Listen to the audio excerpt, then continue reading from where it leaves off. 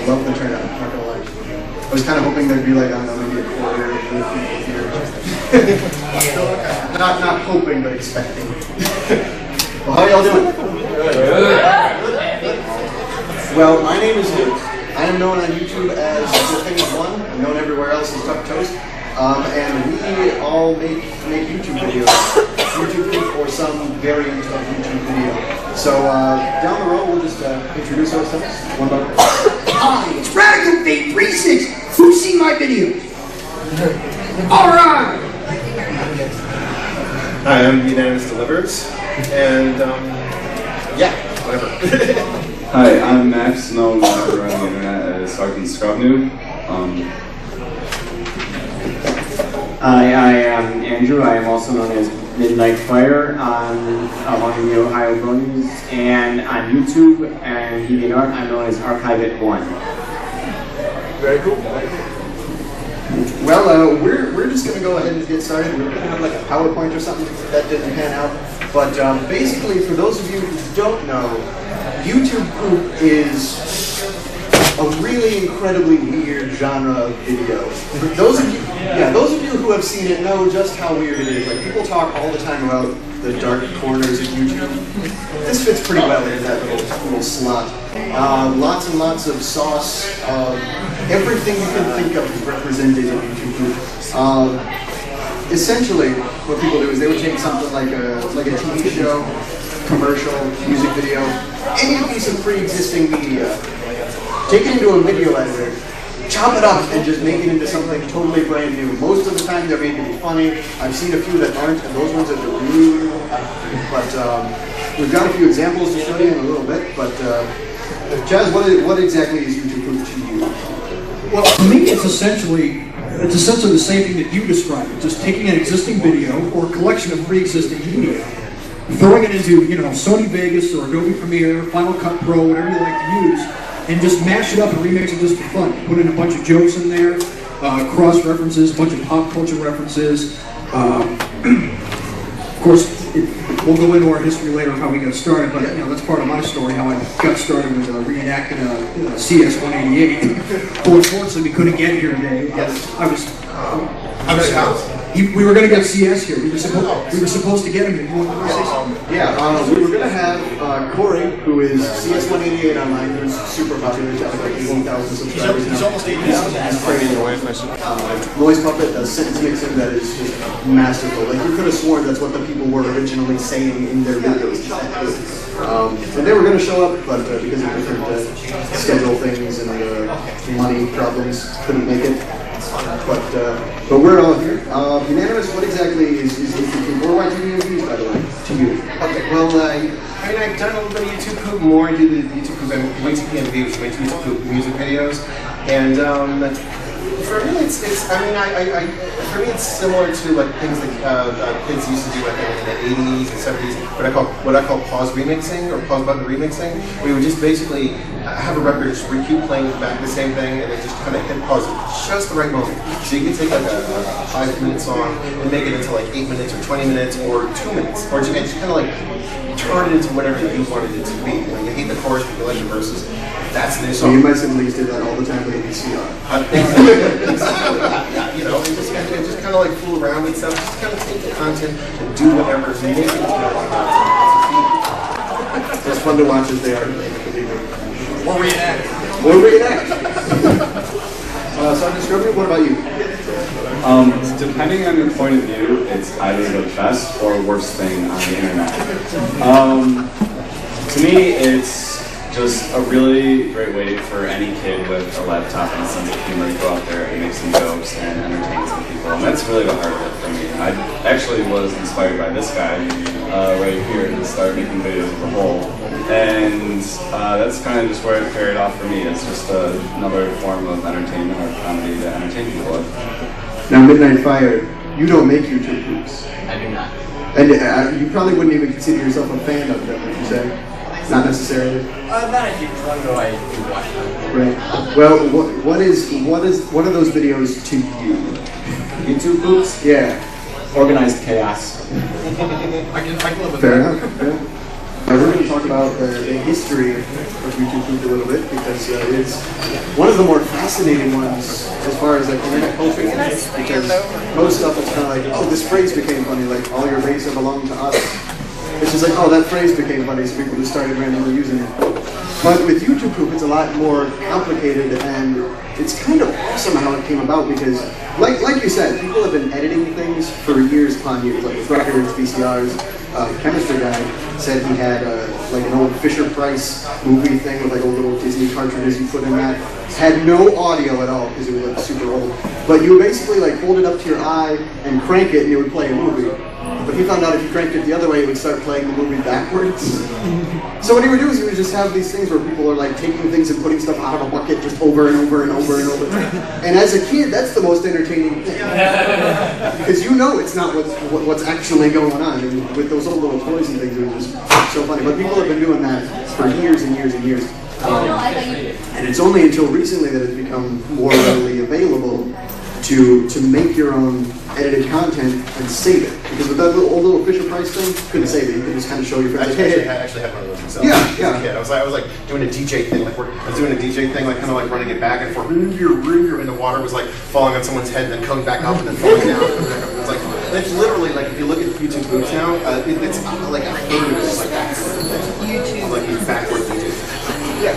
Then it was messing with when vinyl records were still popular back before the compact disc arrived. There was messing with the pitch control. Yeah. Messing with the pitch control, moving your finger across the record so you mess up with the tone and the pitch. Yeah. Like, you know, you listen to like a Journey record and you're messing around with the pitch control. You do that for minutes or hours at a time. Oh, and then or an AC/DC record.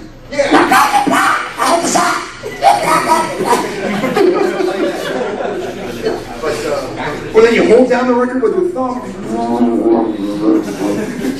then you scratch it back and forth like what DJs do. Yeah. It's kind of related to that in that way. Yeah. You know, there's a tie-in. There's like a tie-in between between DJs and fan edited stuff and whatever. You know, it's all kind of It's all linked together. We're all one. Yes, we are. We're all together. But we're all one and cool. But it was not until 2006 that a user who went by Super Yoshi on YouTube decided to post this video called "I'd Say He's Hot on Our Tail," where you just got this old, like the old Super Mario show, the cartoon that they tried to make off of the video games that sucked. For lack of a better way to suck. Was it a Super Show? No, not the Super Show. The one that came before that. And the Sonic cartoon. Yeah, the Sonic cartoon original. But basically, this video was just like you have. I probably should have brought it and showed it off, but but you've got like Mario and Luigi just repeating lines over and over and over, and throughout the whole video, every now and again, you get this exact same really corny-looking clip of Luigi wearing the raccoon suit, getting his tail caught on fire by like a flying Goomba or something like that, rubbing it off and saying, "I'd say he's hot on our tail," and that just played over and over and over. So it's the most annoying thing to watch, but it was oddly entertaining because you find yourself and you're sitting watching videos, that kind of video, and one's like it, like, why is this? Yeah. And then you get your mindset back and you ask yourself, why did I watch this? Why did I watch all 10 minutes of this? How did I not get bored? How did I lose my mindset? And now how do I just get my mindset back because I just finished watching? And when we get into history, I'm going to tell more about that too. Because I got a similar story to that. Yeah, and so basically when he made that video, a lot of people were really weirded out by it, where there was lots and lots of mixed reactions. That's kind of considered the first YouTube group. Didn't have the name at the time, but a lot of people thought that genre was interesting and made video responses where they took like the Sonic the Hedgehog shows or like the old Zelda TV series. For some reason, they thought it was a good idea to use the old failed video game shows over and over. Yeah, and eventually it got into the Zelda CDI. Yes. I'm sure he's boring around.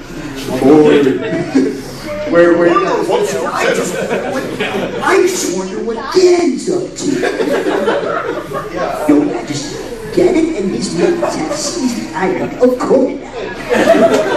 Squad it up! We are off! Boy, can you get free out that much stuff?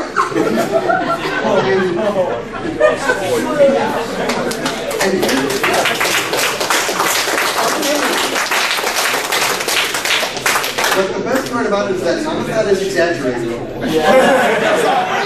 That is exactly how toned down, just like that. That's a little bit toned down. The animation is just like cutscenes from a video game, and they were so terrible. Like people were just like doing weird things all the time. Animation magic was the process they used. It was called animation magic. Yeah, That's what they were using. So glad nobody uses that anymore. That's same. It was the same.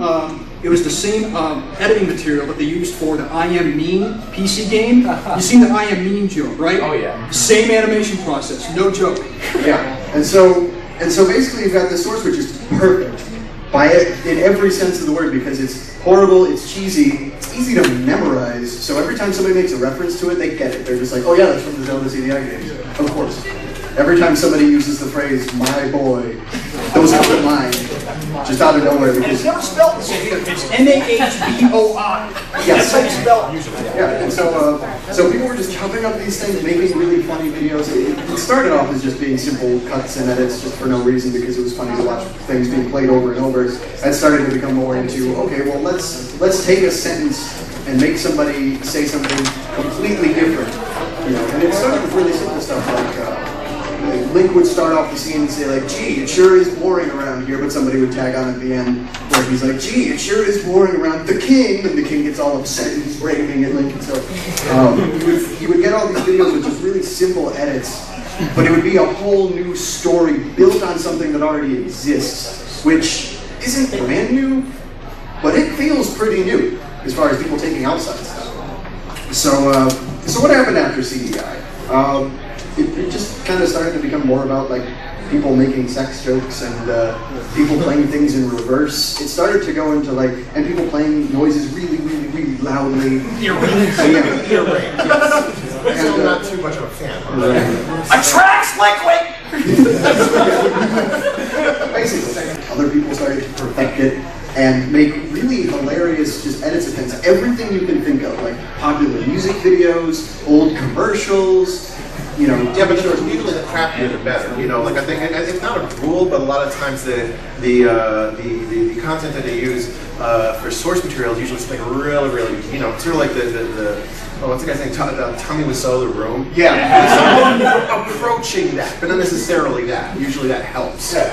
Well, we've got a few videos to show off here. I've got one. The first one is by CS, who couldn't be here. It's called the Looking Into the Future Show, if you're not already subscribed to it. Yeah, it was like one of those kind of like really super old self-help videos about manners, where you've got this kid.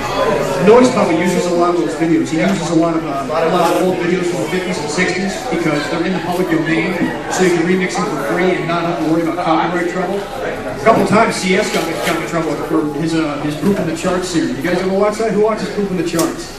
You guys watch Proof in the Charts? Give me the mic and never get it back. So what do we? Okay, you just want to scroll back. It's only Kurt Cobain. Boy, can't you do something good?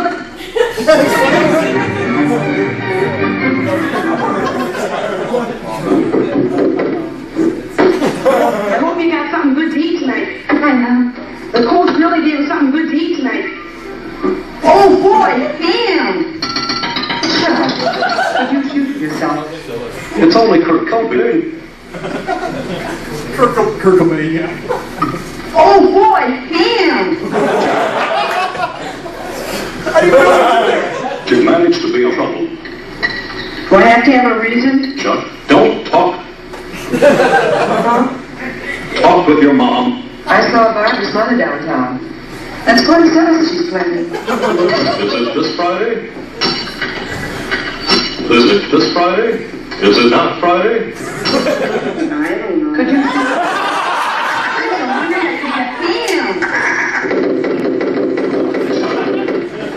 It was a vagabond bite. Good night, Chuck. Good night. Have a good time. Thank you, Chuck. Good night. Is it this Friday? And take it from me. Huh? Who are you? We're looking into the future, Chuck. Young man, you are going to be big. But there's more. What's that? When we're my age, we won't be taking a girl out to dinner. Maybe not. No, and whatever you do, wherever you go, you want to become irritated, angry. I don't know. What's that? Why does it matter? Why's that? Look, maybe I can show you. Let's imagine the family at dinner with nobody at dinner. No one can enjoy a meal like this. No, what? Table manners are silly. This is this Friday.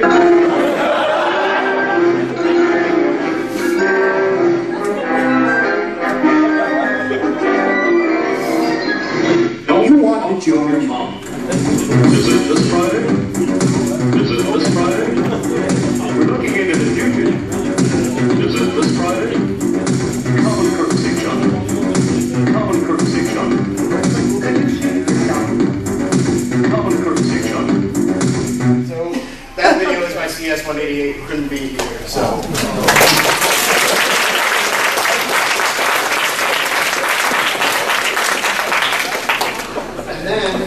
This video right here is only a few seconds long, but Dinner Warrior, who was another really huge YouTube bootmaker, decided to just send me this little snippet, but it shows how simple your edits can be and still be just incredibly hilarious. So, yeah. Some of my favorites, only 20 seconds. Time is not on our side, gentlemen.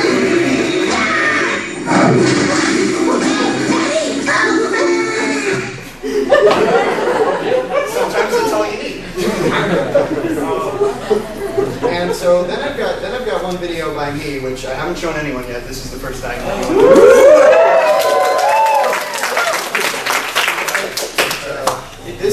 This is my style, basically. Yes. All right. So here we are at TrotCon. Looking good. So, what exactly is going to go on here? Roadies? That doesn't sound like anything I want to be a part of. Ladies in skimpy pokey costumes? That sounds like everything I want to be a part of. Ladies in sauce costumes? Like sauce. Ladies in skimpy outfits should be hanging out with dutties, and to a lesser degree, football players and rappers. And rapball players and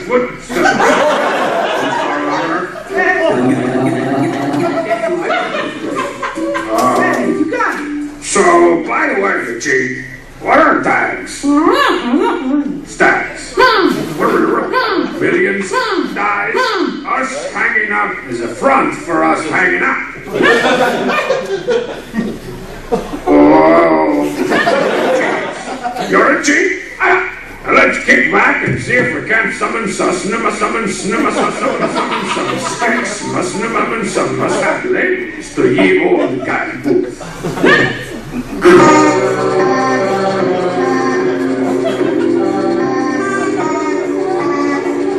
Where'd you get that bag?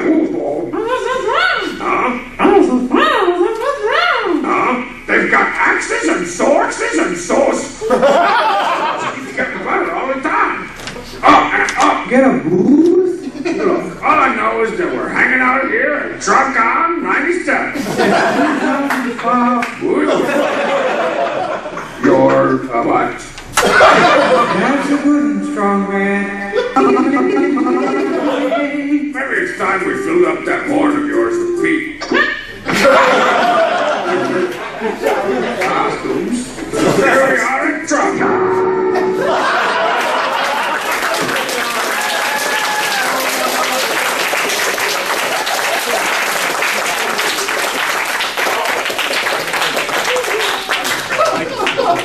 Anybody remember his name? I forgot.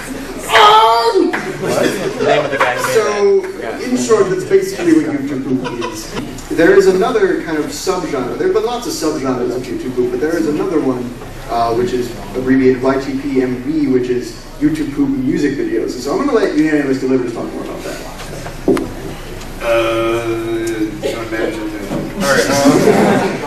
Yeah, it's basically the same thing. It's similar to when they first, I guess the late 80s, when they started introducing sampling into music, and they started, and so you would hear like somebody's voice or somebody hitting a metal rod against like old sci-fi quotes and things like that. Yeah. Well, that's more having to do with.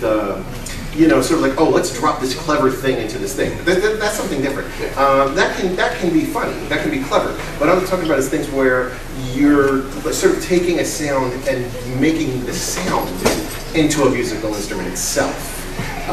Basically, it's easiest when it's somebody saying something that's that's continuous and long and sounds like this, and the pitch doesn't change too much, but nobody actually sings like that. But you would take part of that, and then you would just sort of use whatever software you're using. I'm a big Vegas person. I like using that. It's dangerous. It's a little unstable. It's very unstable, what I have to say. Annoyingly unstable, but very, very easy to use once you sort of learn the controls and everything. It was really intuitive. Changing the pitch of a note is really easy, because with sampling, with samplers, you would just plug in the sound, and like as you press every key, it would like play a little faster, a little slower. And that would create the different notes. Yeah.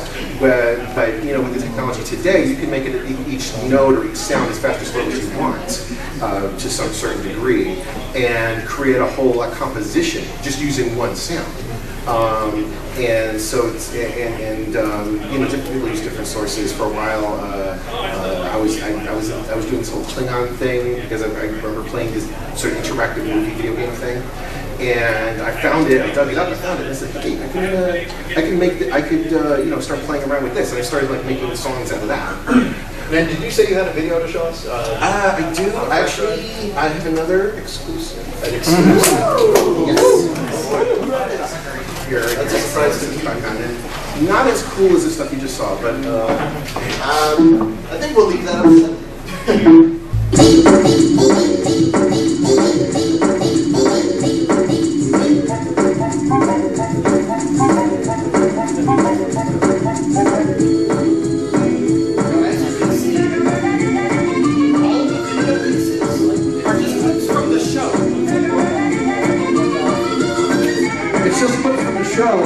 That make up the music, and it's playing the same frames back and forth. You change the tone, you change the pitch, you take whatever sound effect you need to create the music that you're hearing now. Yeah, but you can see a lot of the ponies are like singing, so that's where the pitch is coming from. But you see, with the bongos up there, that's the percussion. Like, that's all the percussion.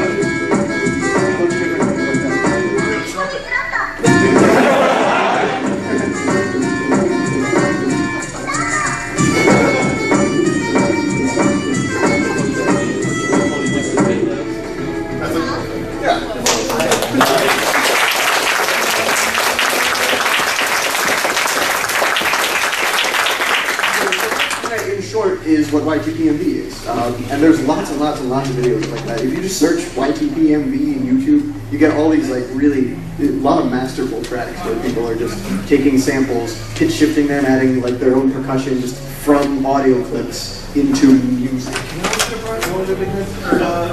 Big Beat Mario. Yeah, that is like one of the best ones that I've heard. Look up Big Beat Mario when you get home. You'll be dancing. Yes, you'll be dancing. So that's kind of that subgenre. There are a couple other ones. Yeah, not all of them are comedy. There are some weird ones. Looking back, I really should have brought just a whole bunch more examples. But there are a few, like Chemistry Guy makes some where they're definitely not supposed to be funny. I mean, some people find them funny anyway, but where they're just really, really dark. Like there's a thing where he did with Blue's Clues, where Steve, like, you've got the intro sequence where it zooms in on the door and he opens it up and he's just like, and just kind of like stares in the camera. This really dramatic music is playing, and so he's like in the kitchen talking to Salt and Pepper, and there's a bunch of repetitive stuff, and really solemn, dramatic music playing at the same time. And Joe shows up like in his window, making a really creepy face, and like kills him. And it's what in the world? It's not supposed to be funny, but it's still kind of funny. I mean, Blue's Clues. It's scary, and that makes it funny, maybe. Yeah, the scariness makes it funny. let's see. Yeah, there's that kind of thing. The ones that me and CS showed, like that black and white one and the one that I made that we showed you, are what's called like basic or regular YouTube poop, where it's just lots of different effects, lots of different styles, all kind of mixed into one, where you saw we were doing the sentence mixing, making people say different things, throwing images on it, having people say things in reverse, stuttering, all that kind of stuff. So it's basically a big mixed bag. But there's a lot of different styles that, there's like the hardcore ones where you've got really, really loud sounds and just effects non-stop, and there's hardly any mixing or comedy really, but it's just funny to watch because the soccer and the tennis. Yeah. Those are essential. Yeah, YouTube poop tennis is basically where one person takes a source, makes a video with it. Another person takes that video, that edited video, and makes a video of it, and it just kind of flops back and forth. So you end up with something that's just nothing but colored lights and really loud sounds, which is kind of fascinating to watch. Could you point out like a very famous like tennis match between? Well, I don't. CS had a couple going for a while. Yeah. He had one a year ago or so, but I don't remember what happened to the last guy. He kind of backed out. I forget what the tennis match YTP was. Yeah. I think it was a bunch of Billy Mays sources or something. Usually, I mean, just look, we do a YTP tennis on a search. You'll find some stuff that you would like, say, you would swear you saw in a museum somewhere, you know, as a video installation, and like be like, oh, this is crap, this is nonsense. Well, yeah, but it's stuff, it's crap and nonsense that's just been beaten the living hell out of with the effects, you know, and then some. It's not really a matter of age either, because you think it's just like a bunch of 13-year-old kids in their basement making these videos, but Fish Titan is like in his 50s. He's in his like late 50s making these videos. Holy crap! I thought I was a grandpa in this industry. Yeah. A lot of people who are like super young, like I had a kid who was 11 and really wanted to come to the panel here and couldn't make it, and he's like, I do YouTube poops, I wanted to be there with you guys, and I'm like, really? I mean, I love that, you know, kids are getting into it, but there's so many dirty jokes and things, and I'm like, yeah, really? Your parents say, what? Okay, all right. CS had actually gotten a couple of messages in his inbox from like 12 and 13-year-olds saying how much they love his videos, and if you're all subscribed to CS, you know how dirty his videos are, because that's the basis of his humor. These 12 and 13-year-olds are writing and saying, oh, I love your videos. He's like, get off my channel, what are you doing here? It's not age appropriate. Oh, that's the thing. I mean, it's like and then some of his videos like get age blocked, like the one with like the guest on poop that he did. Yeah. The one with the Lady Gaga joke with up in the picture. There's Lady Gaga. Yes, there's the one with that joke. Yeah, and that's kind of where I start doing my videos, because I try to make my videos clean, because YouTube kind of became notorious for a really long time for just being over the top, nothing but dirty jokes, you know, and all these really obscene things. And so I decided to make my videos, you know, funny but not resort to those kind of jokes. like accessible, basically. Yeah. And like a couple people have said, well, your videos aren't clean because you make people swear, and I'm like, it's all censored. The censorship is the joke. You know, like they'll have like characters going boop boop, and there's no curse in that. Come on, you put the censor underneath there, and it sounds like there's a curse, and really there isn't. It's the joke. Yeah, it's not so much that it's what they would have said had the beat not been there, as much as it is, oh look, there's a random beat that kind of catches your attention, catches you off guard, so that's like this. You're like, so that's what I do with my videos. But let's see, what else have we got here? Its impact on culture, I don't think there really is a whole ton outside of internet culture, because now it's reached the point where you go on YouTube, search YTP, and I guarantee you every 10 minutes or so, there's a new video, just by someone. Oh, there's so many of them. Yeah. So many of them now. People who aren't even like well known are just posting videos like crazy. Well, you know what? That's also kind of analogous to I grew up in the '80s when like punk rock went from like being a pop thing from England to becoming this sort of underground thing in America. You had the hardcore punk rock thing, and a big thing about punk rock in the '80s was that the idea was that anybody could do it. Anybody, you know, if you might not be that good, but you're going to put something out there, and like, you know, pretty much anybody can do it. So that's so YouTube Poop is sort of an outlet for people to make that connection between like, oh, like I like videos, I like to make them, to just put something out there, and it could be stupid, but whatever, you know. And in fact, it helps if it's stupid in this case. So, and it can kind of go the reverse way too. Like you can have really crappy equipment to work with, but you create something wonderful. Yeah. It works the same way. Like It's not easy. It's not Like, easy, but yeah. like I'm something of a music trivia-wise. Like you listen to Raw Power by Iggy and the Stooges, arguably the best punk rock record ever, but it sounds like utter crap. Yeah. It's terrible engineering, but the album as a whole is great. You know, it's just fantastic. Sometimes Yeah, it's the other way like around. Crash or something. You know, it's like yeah. it's like it sounds horrible. It kind of hurts your ears a little bit, but you know the song's good, so you enjoy it anyway. Yeah, well, when you mix the whole album in a single day with only one old board from the '50s to work with, it didn't sound too bad after going through that process. So. Yeah, one thing I definitely love about it is, as silly as it is, like it's an art form that pretty much any kid with like a computer can get into.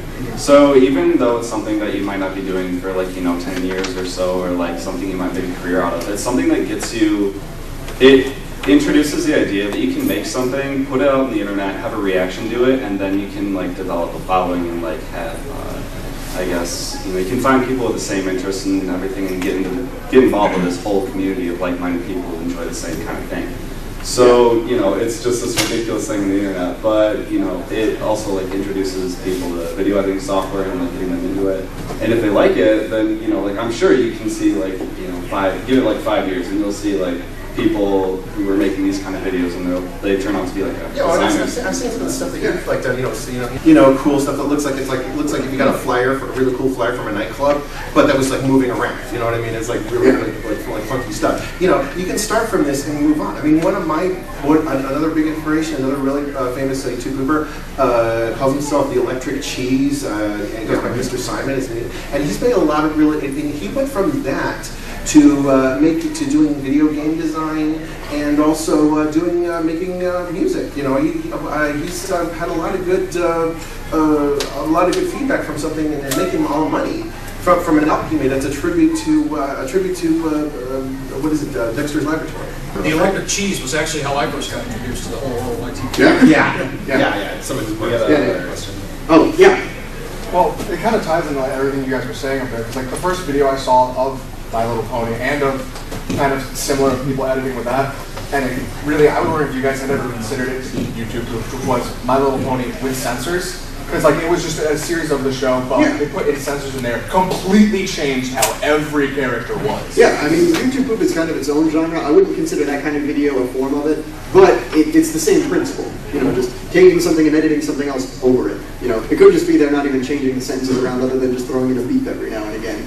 That in and of itself is funny, but then the timing, if it's just right, can just be absolutely hilarious. Oh, it can be comedy gold. Yeah. Comedy gold, just the right place. Yeah, sometimes. Again, it's something that's really accessible. I mean, I made my first video with Windows Movie Maker on my sister's laptop. and now I intend to go into video editing as a career.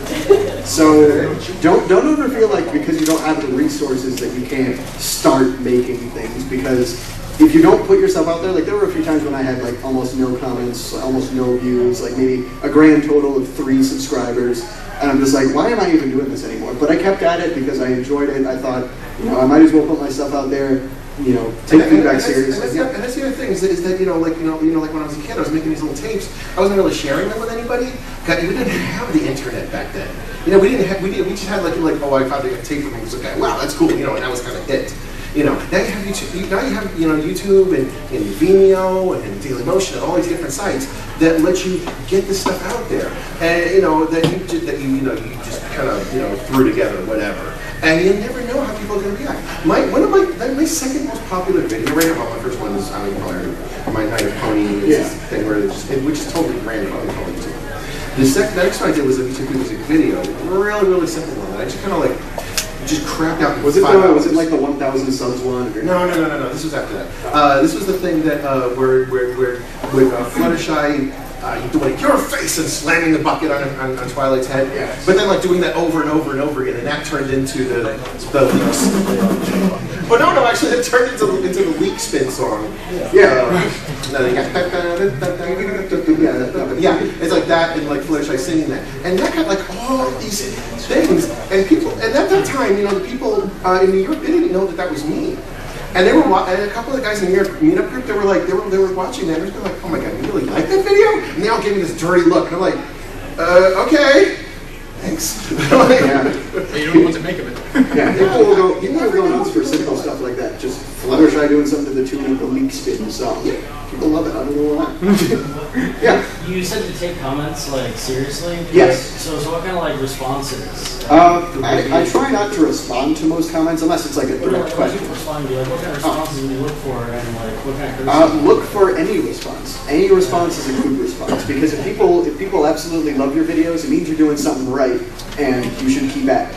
If people are saying, I hate your videos, they suck, I'm unsubscribing, maybe you should kind of consider, I mean, most people will pass it off as cyberbullying and say, oh, well, they don't matter, they're just trolling. Well, I would call it cyberbullying. It's more kind of... That's if it's extreme. Yeah. Well, I would say, like, if you're getting this over and over and over again, just realize that you may not be reaching the people you want to reach. That is also a good point. You know, but it's just, I mean, everybody has their own taste. Everybody has their own... It is the internet. Thing. It is a brutal... And, that's the thing, like this video I made, part of the reason I made it was because people always complain to me that I'm always using the old source. I'm always using, oh, if you're using season 1 again, really?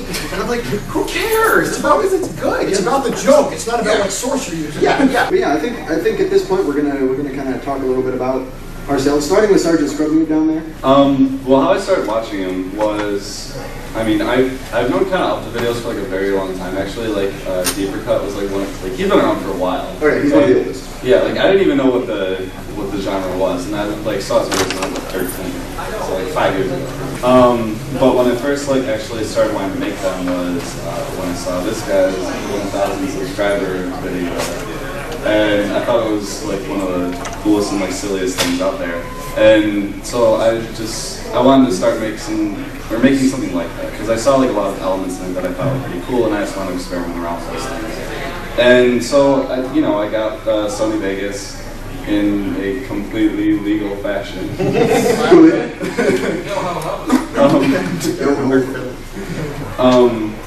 And I just started, messing around with like samples from the show and like taking this audio and like putting it in this place, or like putting this graphic on top of this scene, and just seeing what would come out. And then I started doing it with YTPMV with because one of the like biggest games that I had in my childhood was Banjo-Kazooie, and so I started off doing songs from that game, and now like I think the most popular one has like 300-something thousand views, and that just crazy. Like blew my mind like when I first started, because I did not expect that at all. To me, it was just like this like is a cool thing that I made, and I didn't expect other people liked it. And so seeing that other people liked it and everything, I just kind of kept doing it, and I just really started to love the art form, and I found a lot of cool people who did the same thing, and yeah, so it turned out to be a pretty great thing. Yeah, awesome.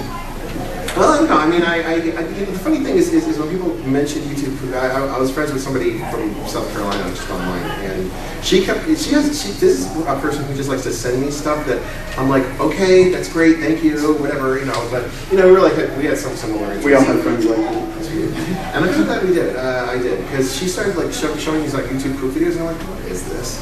And I'm like looking at these like repetitive clips of stuff and all these jokes that, I don't know if they're made by 13-year-olds, but they certainly would be appreciated by them. And I'm like, okay, and I was like, whatever, it's so weird, but you know what, cool, whatever. And the more I started watching it, the more I was like, I could see that people were doing different things with it and going different directions with it, and so next thing you know, I started enjoying it, and then I saw the music videos, and I was like, hey, this is kind of cool. It was what I was doing when I was a kid and stuff.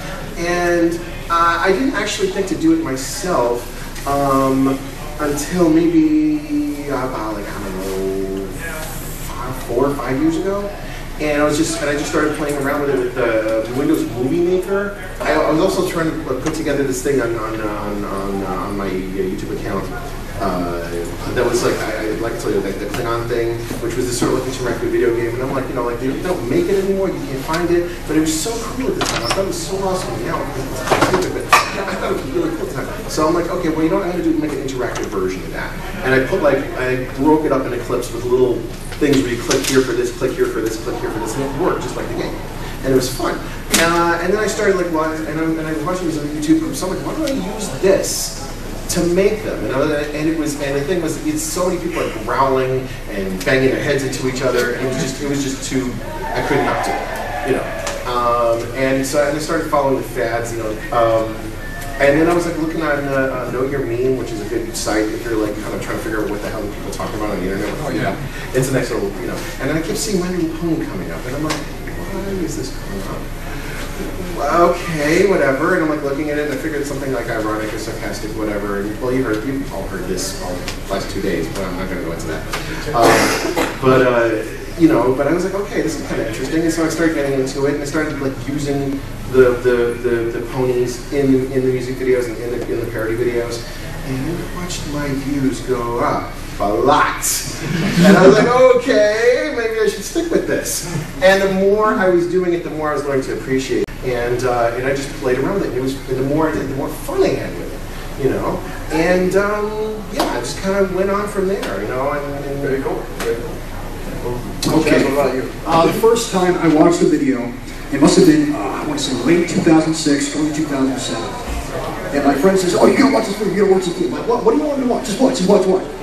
And it was a Sonic poop. It was a Sonic the Hedgehog poop with the original, you know, with the chicken character. What are their names? Scratch and Grounder. Thank you. Scratch and Grounder. I'm like, oh yeah, I watched that show as a kid. I'm like, oh, okay, I know what this is. And like 5 seconds in, I'm like, what's going on with this video? What are they doing? The frames are skipping. There's glitches everywhere. They're ruining it. They're ruining it. What are they doing here? But I didn't look away. I kept watching. I kept watching because of how compelling I found it. And it wasn't until this clip of video that I understood the concept of what YTP is about and what makes it funny. Hey Sonic, look! There's a free poster of you in this issue. You hear it? Hey, aren't I taller than... Yeah, it was that point when he said, hey, aren't I taller than... And that's when I lost, that's when I started laughing, like, oh, now I get it, yeah? What's great about that was that it fits Jaleel White's voice so well. Oh yeah, yeah, Steve Urkel. Yeah. The train would hit the train, and the train would... That's no good. Yeah, it's no good. It's your body. No one has the right to watch YTPs, and you don't want to. And then I just got obsessed and started adding videos to my favorites, and then I found probably what is still today my favorite YTP ever, Billy Mays is watching your mom in the shower. That's when I subscribed to CS. Yeah, it's great. You got like this clip from this horror movie where like this woman's like, you know, you don't see anything, but you know, she's kind of like in the shower, minding her own business. The lights go out, and she's like, and then you see Billy Mays outside the shower curtain, like, wow, you gotta see this. And so I added that to my favorites. I subscribed to him, and then a year later, I thought to myself, you know what? I want to be part of this community. I don't know what I'm going to do. I can't do a video editing for the life of me, but I do have an acting ability. So I put it together bit by bit, all the sentence mixing, all the sound effects, all the censor bars, all the color bars. You know, anytime those came in, I uploaded it. I messaged him, and I said, I reenacted your video. Tell me what you think. I walk away. 1 hour later, 1,000 views. 1,000 views, 0 dislikes, and he said, oh my god, that's hilarious, you gotta do more, you gotta do all my videos with that. So I'm constantly uploading all of his, like a bunch of his reenactments. Like, why don't you give us a taste of what those videos are, of what you look like on camera doing that? Which one do they want to hear? The Apocalypse Bowl. Yeah. You want to hear the Apocalypse Bowl? Like maybe like a few moments of it. A few moments? Okay, what's the best, what are the best parts? You wish you had a life, but you don't. Oh, that's something different. Lost my bulb. The Instabowl installs inside Auntie Sullivan. Just heat up. The Instabowl installs instant. Yeah.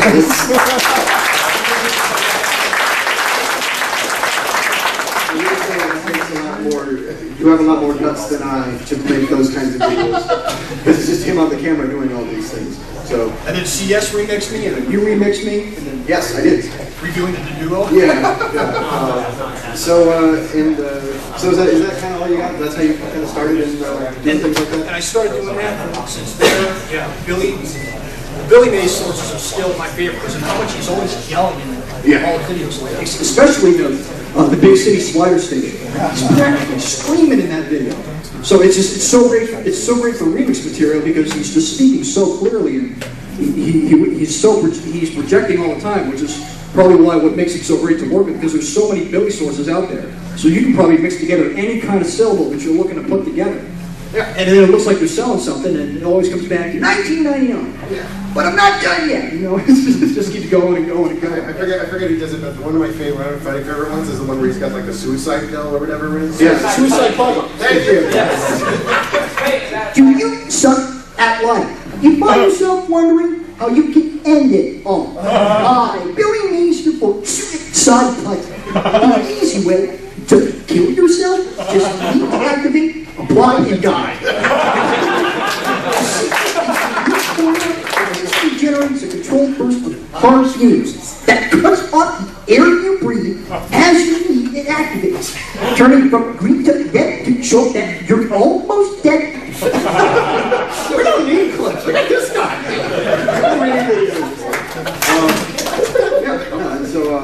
And my story's a little bit short, a little bit less interesting, but basically I started watching videos in about 2008, same way as most people. I just found them oddly hilarious. And in 2009 I decided to take a crack at it with Windows Movie Maker and just upload something, but literally there was only one joke in my first video. It was just a repeated joke where like you'd have the Zelda CDI clips and you just have random phrases replaced with "as long as you have enough rubies" and things like that, just over and over. And I didn't think it was funny at all. I was trying to be funny, and even I didn't think it was funny. And my subscribers didn't either. But they stayed with you. Yeah, somehow. And so I kept just kind of evolving, taking criticism, things like that, and I eventually molded my videos into something new. I decided to set myself apart from the rest of the community by making my videos clean, so they stand out, so that more people can watch them, that kind of thing. So, but yeah, that's basically it. Yeah, I was gonna say, because there are a lot of people who make these kind of videos now, and it is really easy to just, you know, go straight to the dirty joke. But if you can like take the time and if you can see a joke like or like an opportunity for something and you can make it clean, it shows you put that much more time and thought into it. And I think that's a lot funnier. Like one of my favorite ones is actually your Domino's pizza. Oh. Yeah, where he's like, "I'm Scott, president of Ska," and this ska music starts playing. We're gonna pass a mic over to Midnight Fire here, who's going to share with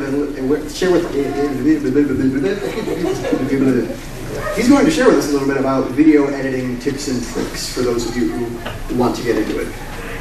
Okay, well, as mentioned, I don't do YTPs, I do PMVs.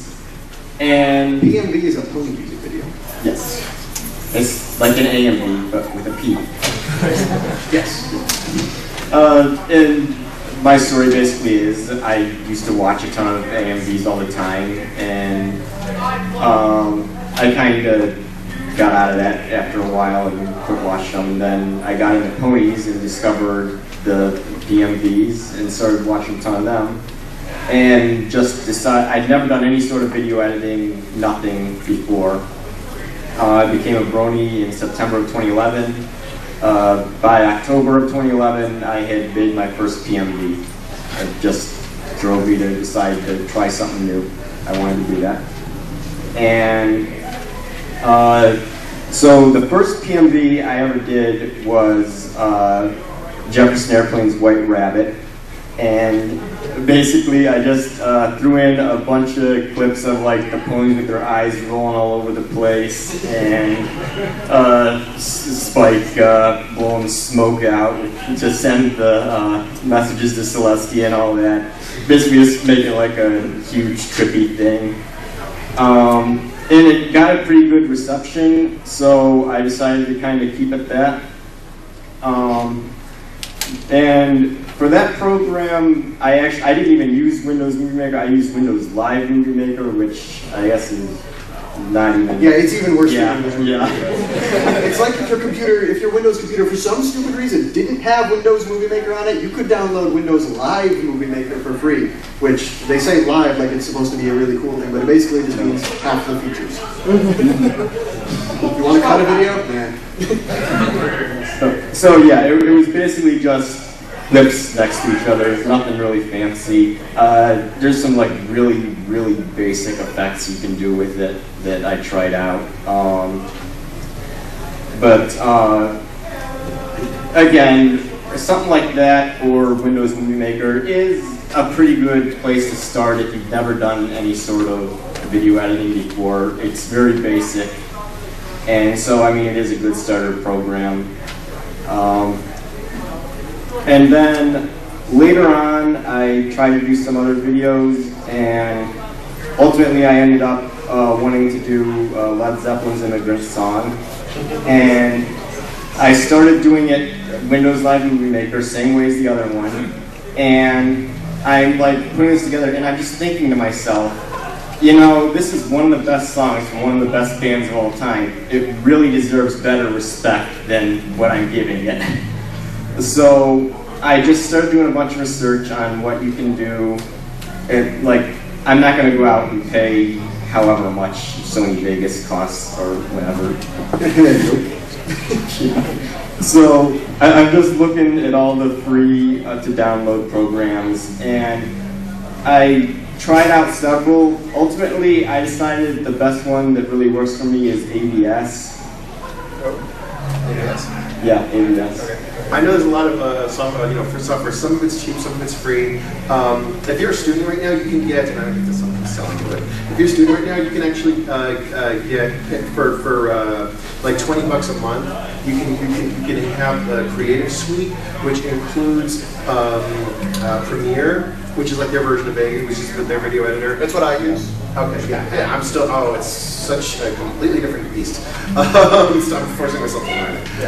But then I've also found out there's a website called alternative2.net, which gives you like different possible, like, you know, if you like Vegas, or, you know, if you like using, you know, Photoshop, here's GIMP, which is free. You know, like, oh, okay. You know, it gives a lot of, like, you know, things that are maybe not as good or as good. You know, but just like, you know, the directions to go for that. And I know there are like way better programs out there, but I'm like looking strictly at stuff that I don't have to pay $20 a month for, etc.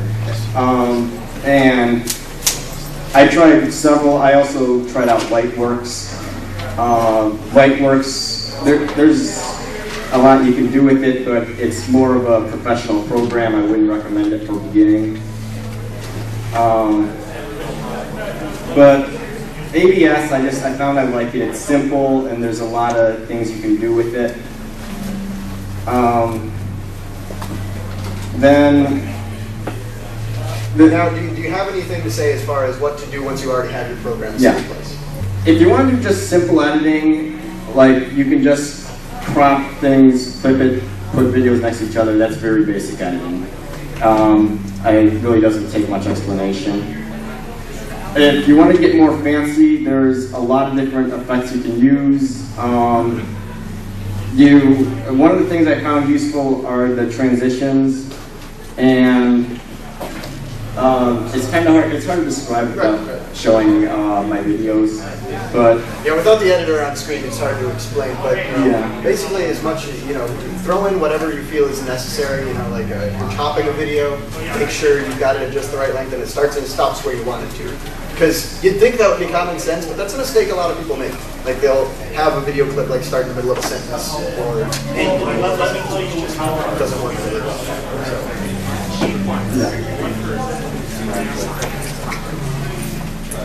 I'll just use that one. One thing that will be very, very frustrating when you first get your hands on the video software is, well, you know, it's like, great, you have the software and everything, but that's the really, really easy part. Finding out what to do with it, that's a huge pain.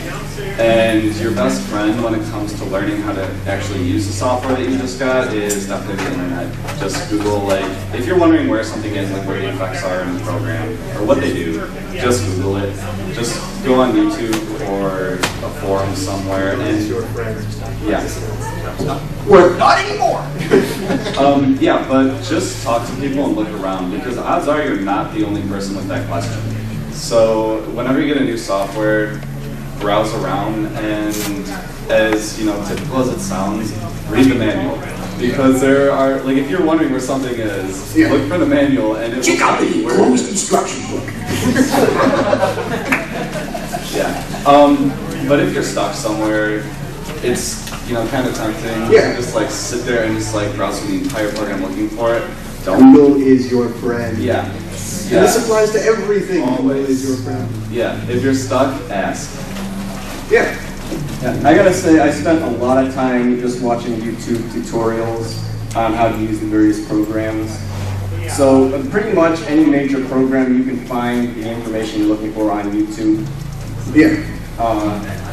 And also another thing is, since you're not the only person doing it, people who have been doing it for a long time, they're a part of like communities online that you can like go on and talk to and ask questions and see discussions between them. The big board, the big message board is YouTube, which is because unfortunately they had to change the name from YouTubeGroup.com because YouTube is copyrighted, so it's YouTube. Yes. Yes. But it's a wonderful. This is for the things. Okay. How do you go about choosing movies as sources for your 10-minute videos? Choosing movies, yes. Every now and again I do 10-minute videos, which are where I basically take an entire movie, find as many jokes as I can, and put it together into one about 10-minute piece. And the way I choose those movies is just kind of, most of them are ones that I've seen several times, I've seen the potential for, and I have ideas for jokes already in mind. So for those videos, it's just something and there are some movies that I've watched over and over again, but I still don't feel are useful or have good source potential. It's just kind of a matter of preference and a matter of experience. Yeah, I think in the interest of time, we're gonna open up Q&A because I promised we would be answering some questions and things. So if you want to raise your hand, say who your question is for, and we'll pass the mic to whoever wants to answer it. So does anybody have anything for us? This is for SgtScrubNoob. What's your personal favorite, like of your own YTPMV? My favorite one by far is Pom Pom Pony. Just because that was something that I really put a lot of work into. I was working on it during school and during finals and everything. And I did projects in between actually. So it was something that took me about 5 months to do. And it's something that I can look back on and like be proud of. Like there's a lot of new techniques that I learned when I was making that video. I pretty much learned After Effects specifically for that video. And there's just a lot of stuff in it that I really like a lot. Like actually, last year when we went to BronyCon, I took some pictures around New York, and those pictures are actually in that video, and I overlaid graphics. Oh really? Yeah, I put a thumbnail from the video onto like an ad in Times Square.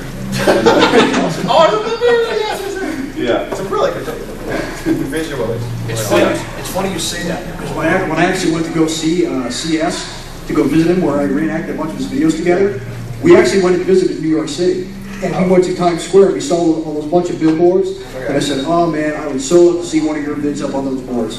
Just see one of those boards right now, just like people walking through Times Square, like, what are we seeing here? Yeah, you know what your hacker friends are doing. You guys should come down to New York sometime. Yeah. Also, actually, one of the things that I love most about that video is the title, because all I had to do was add the letter Y at the end of it, and that was it.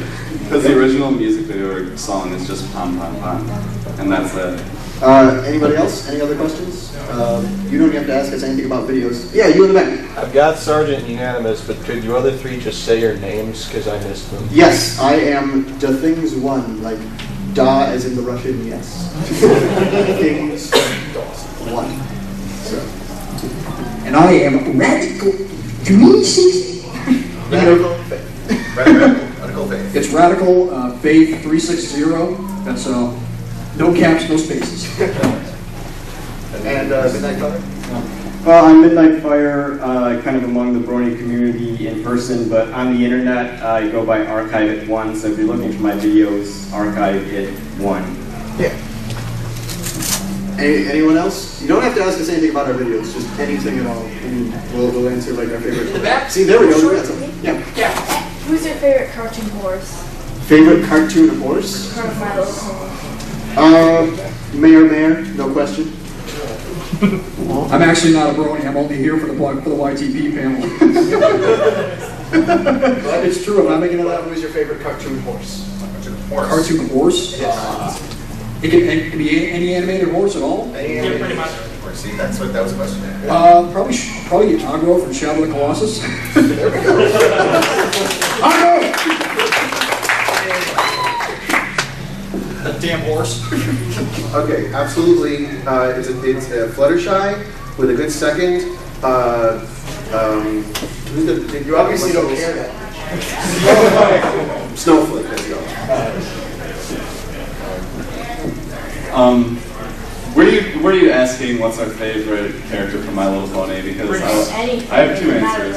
If we're talking favorite horse in general, Epona from Twilight Princess. Wow! No, because without that horse, I would have been walking around for hours. Standing in shadow. Yeah. So she'd be walking around for hours without that problem. And as for favorite character from MLP, I would definitely have to say Pinkie Pie. Thank you. Let's see.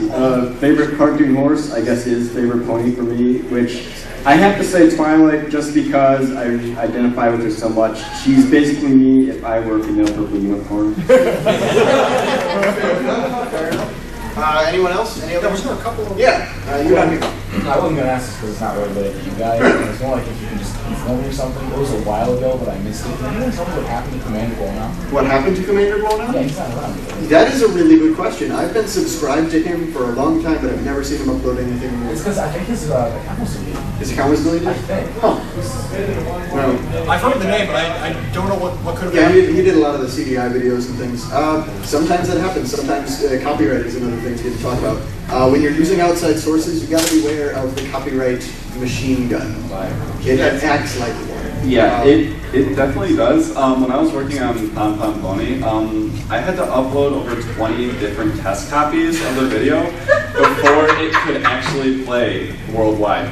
Yeah. And that's why the video looks so heavily modified. Like, I thought it was pretty good looking before, but then like I had to pretty much completely redo it. Yeah. I even just like threw in Snoop Dogg, like just because. Like, that's why all the source videos in it are not from just like one video, because EMI blocked it in like 20 different countries. Yeah. So you definitely have to be careful about what you're choosing. Yeah, we mentioned Noise Puppet, and you know that black and white video we showed you is like a vintage source.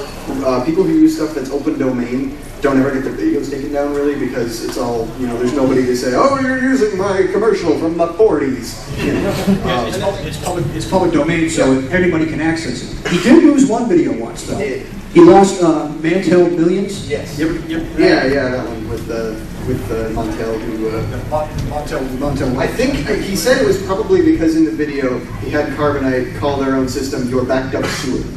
So maybe Carbonite took offense to that. You know, the other thing is, I mean, it's kind of, you have to sort of figure out who's actually going to do something about it. Yeah. Like, okay, Terry Crews, that's his name, the Old Spice guy? Yeah. He is used like a mother. I mean, he is used all over the place. Yeah. You know, but he I mean, I don't know, I wasn't sure what his response was, but then I saw Super Spice Brothers 2, which is amazing. Blew me away. Yeah, he likes the video. And he tweeted about it. Yeah, he tweeted at Mountain Dew about it. That's how his name is. Yeah. He tweeted about it and he was like, hey, I liked your video. And then Old Spice actually sent him like a little care package of like Old Spice things. Like,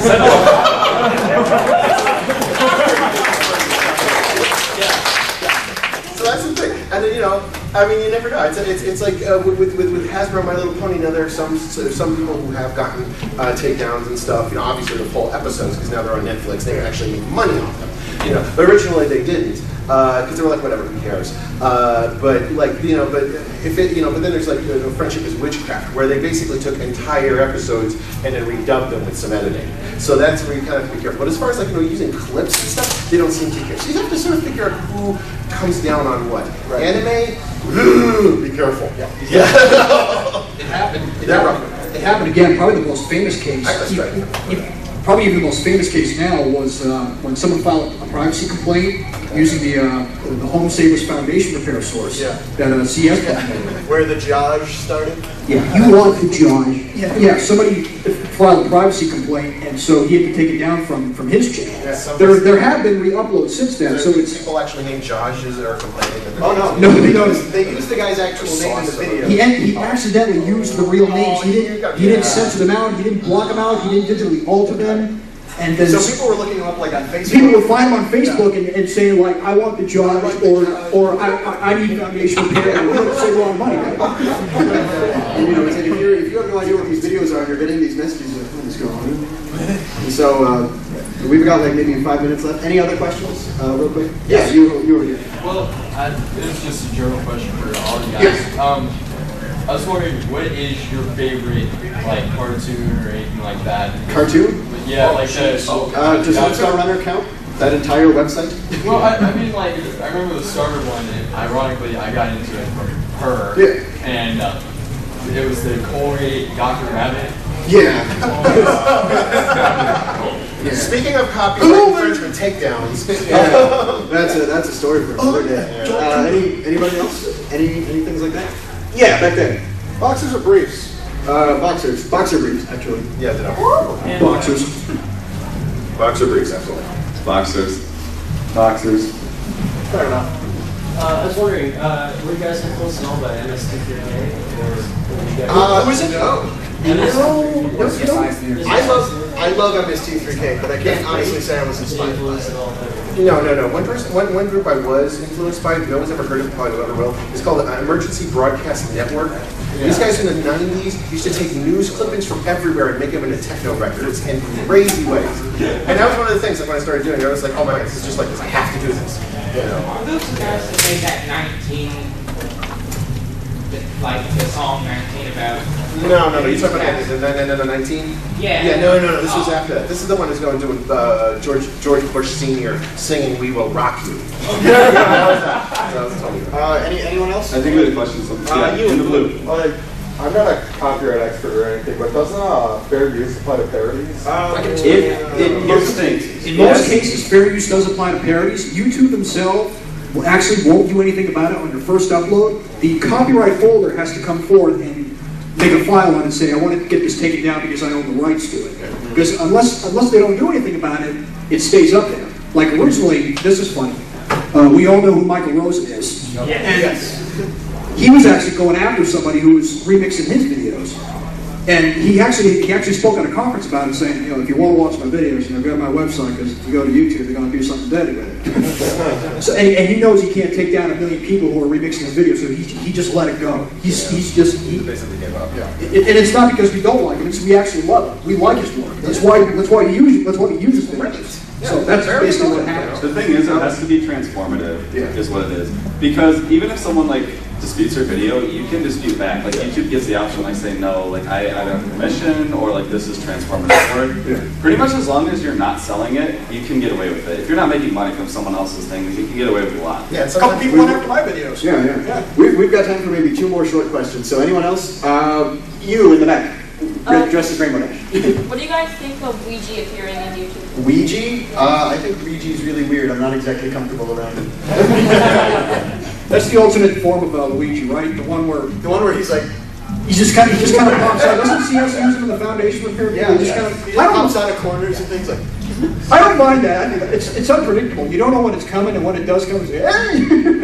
I'm okay with it. What do you think? It's kind of a last resort. It's a little lazy, but if you thought of everything else and you have it handy, just pop that GIF in there, whatever. Or GIF, excuse me. Was it Jeff? No, you had it the first time. Use it right and it works. Don't just blatantly use that for a joke, but sneak them in there a little bit. It's funny. One more question. You in the middle with the purple shirt. Yeah. Alright, I just in this in these days, the My Little Pony episode, you think it's something about the Japanese people who dub it are angry about the YouTube videos, but you kinda have to watch out for those things and stuff. Mm-hmm. Yeah, definitely a lot to watch out for there when it comes to dubs. Because like we said, Friendship is Witchcraft, whole series, hilarious series, probably my favorite thing about the entire fandom. But they get taken down because they don't edit the video. They're mentioned in the Brony documentary. Yeah. All right. Well, I think that's all the time we have. We're gonna scoot out for the next panel. But thank you all so much.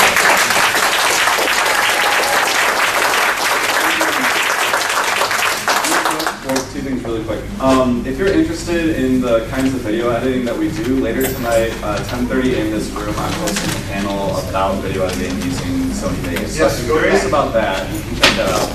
And then also, if you still have more questions, we're not leaving, we're still at the convention, so just ask us afterward. Yeah, come talk to us. We'll be around. What do you have? Next Sunday? Next Sunday? Yes, next Sunday. Thank you. Friday?